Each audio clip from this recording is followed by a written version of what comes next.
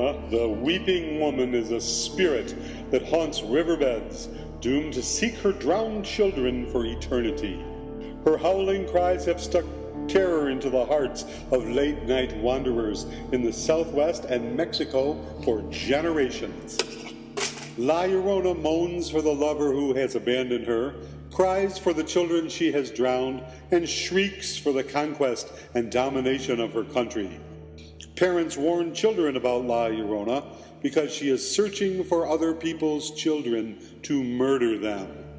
Among families in Sierra County, La Llorona has traditionally represented the dangers that lurk in the wild arroyos and ravines. Now hear the story of La Llorona. Long years ago, in a humble little village on the bank of the Rio Grande, there lived a fine-looking girl named Maria. Some people say she was the most beautiful girl in the world.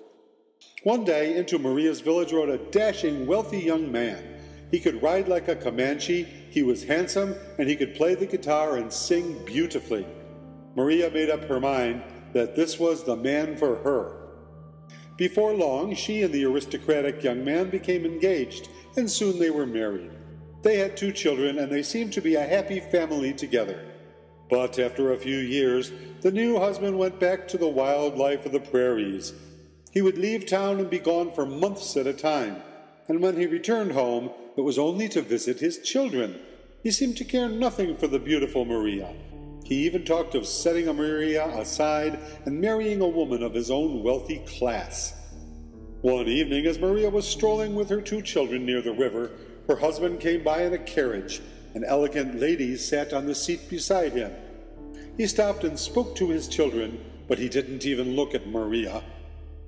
When she saw that, a terrible rage filled Maria, and it turned against her children. In her anger and her pain, she seized her 2 children and threw them into the river.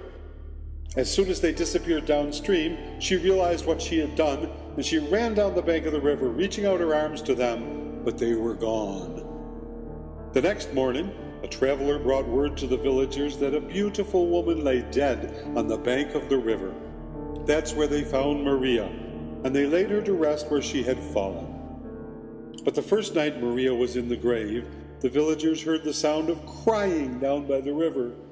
It was not the wind, it was La Llorona crying, "Where are my children?"